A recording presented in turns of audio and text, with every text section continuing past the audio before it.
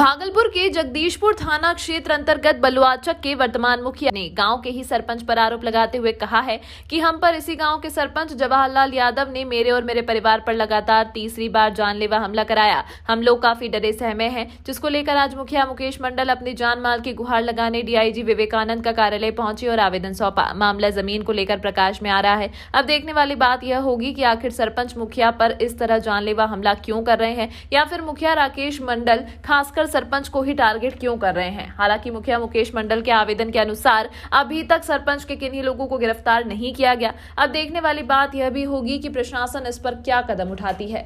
बहुत ज़्यादा सर्वरक्षण महसूस कर रहे हैं। सबसे दुखद ये बात है कि 4 दिसंबर की घटना है और अब तक कोई भी सदस्य जिसमें नामजद है अब तक नहीं पकड़ा गया है।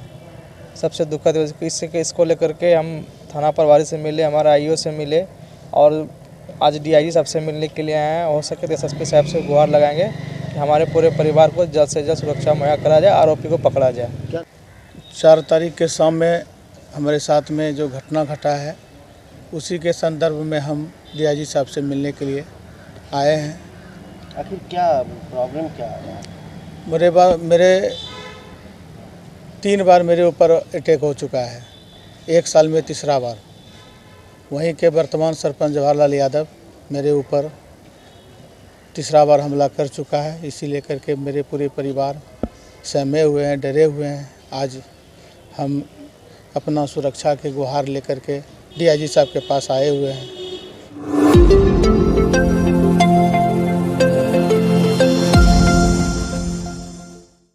बिहार में अक्सर शादी ब्याह में बार बालाओं के अश्लील डांस का आयोजन किया जाता है। ऐसे में कई बार कानून के उल्लंघन का मामला सामने आता है। यहाँ ग्रामीण इलाकों में विवाह के मौके पर देसी कट्टे के साथ बार बालाओं ने जमकर ठुमके लगाए। इसके बाद इसका वीडियो सोशल मीडिया पर तेजी से वायरल हो रहा है। दरअसल भागलपुर जिले के सुल्तानगंज में देसी कट्टे के साथ बार बालाओं के अश्लील डांस का एक वीडियो तेजी से वायरल हो रहा है, जहाँ सुल्तानगंज थाना क्षेत्र के कृष्णानंद स्टेडियम में सामूहिक बाल विवाह का आयोजन किया गया, जिसमें करीब 30 जोड़े की शादी की गई। इसी दौरान बार बाला का नृत्य का आयोजन भी रखा गया। इसी में बार बालाओं के अश्लील डांस का यह वीडियो तेजी से वायरल हो रहा है। दरअसल भागलपुर जिले के सुल्तानगंज में देशी कट्टे के साथ बार बालाओं के अश्लील डांस का वीडियो वायरल हो रहा है, जहां सुल्तानगंज थाना क्षेत्र के कृष्णानंद स्टेडियम में सामूहिक बाल विवाह का आयोजन किया गया था, जिसमें करीब 30 जोड़े की शादी की गई। इसी दौरान बार बाला का नृत्य का आयोजन भी रखा गया। इसी में बार बालाओं का अश्लील डांस का यह वीडियो तेजी से वायरल हुआ। हालांकि हमारा चैनल इस वायरल वीडियो की पुष्टि नहीं करता है।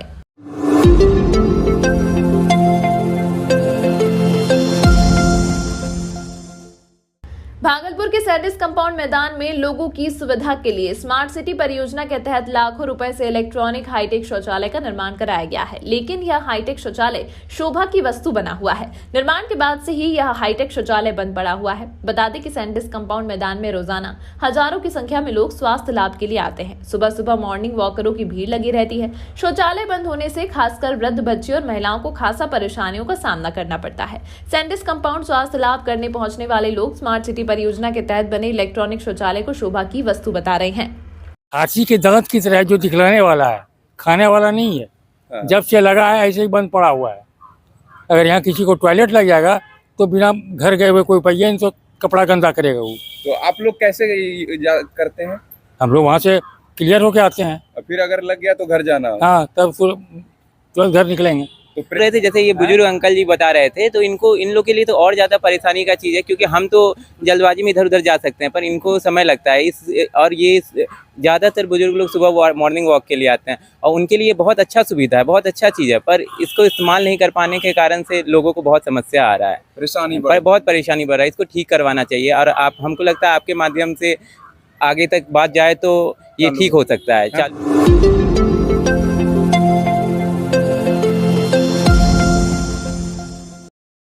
झुग्गी झोपड़ी संघर्ष समिति स्थायी आवास हेतु आज समाहरणालय स्थित प्रदर्शन स्थल पर अपनी मांगों को लेकर धरना प्रदर्शन किया, जिसमें दर्जनों आवासहीन लोगों ने प्रशासन के खिलाफ जमकर नारेबाजी की। प्रदर्शनकारियों का कहना था, लंबे समय से झुग्गी झोपड़ी संघर्ष समिति अपने स्थायी आवास के लिए लगातार संघर्ष कर रही है, धरना प्रदर्शन कर रही है। रेलवे लाइन पर बसे लोग, भीखनपुर में बसे लोग या अन्य कई जगहों पर बसे लोगों को प्रशासन के द्वारा उनके घरों को उजाड़ दिया गया। कहा गया था कि सभी को बसाया जाएगा, लेकिन अभी तक नहीं बसाया गया।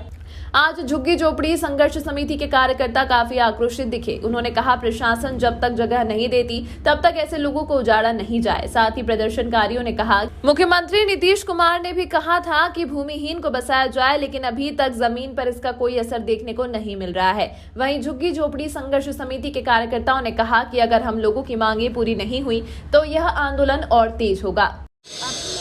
एक तो लंबे समय से झुग्गी झोपड़ी संघर्ष समिति के बैनर तले 30 वर्षों से जो लोग रह रहे हैं, सरकार जिसको कहती है कि अवैध बसे हुए हैं, अतिक्रमण किए हुए हैं, तो रेलवे लाइन पर कुछ लोग बसे हुए थे, जो छोटी लाइन थी, जो परित्यक्त रेलवे लाइन है। मेडिकल की ज़मीन पर मायागंज खंजरपुर में कुछ लोग बसे हुए थे, तो कुछ लोगों को उजाड़ दिया गया है। भीखनपुर 1 नंबर गुमटी 2 नंबर गुमटी को रेलवे ने उजाड़ दिया है और अब 3 नंबर गुमटी और आगे धोबिया कोठी तक उजाड़ने की बात कही जा रही है। मायागंज और इन लोगों को जो उजाड़ा गया और 1 नंबर गुमटी 2 नंबर को तो कहा गया था कि हम बसाएंगे, लेकिन बसाया नहीं गया है। तो एक तो जिनको उजाड़े हैं उसको बसाइए, और जिनको नहीं भी उजाड़े हैं तो तब तक मत उजाड़िए जब तक कि इनका पुनर्वास नहीं हो जाता है। और ये जो हम लोग मांग कर रहे हैं, कोई अलग से नहीं मांग रहे हैं। बिहार सरकार ने जो सामाजिक आर्थिक सर्वेक्षण करवाया है, जिसमें कि नीतीश जी ने घोषणा किया कि बहुत सारे ऐसे लोग हैं जो भूमिहीन हैं, जिनको घर नहीं है, उसको हम घर देंगे।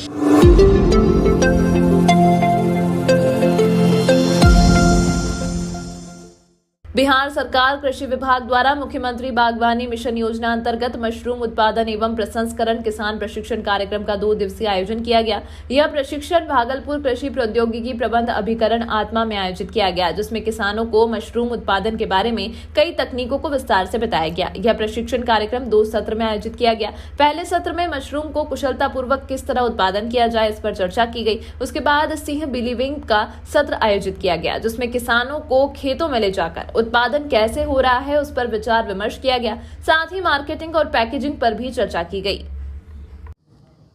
ये सरकार के द्वारा आयोजित 2 दिवसीय मशरूम उत्पादन तकनीक का प्रशिक्षण कार्यक्रम है, जिसमें किसानों को मशरूम के उत्पादन के बारे में विस्तार से हम लोग जानकारी देंगे, जिसमें दोनों चीज़ें हो रही है।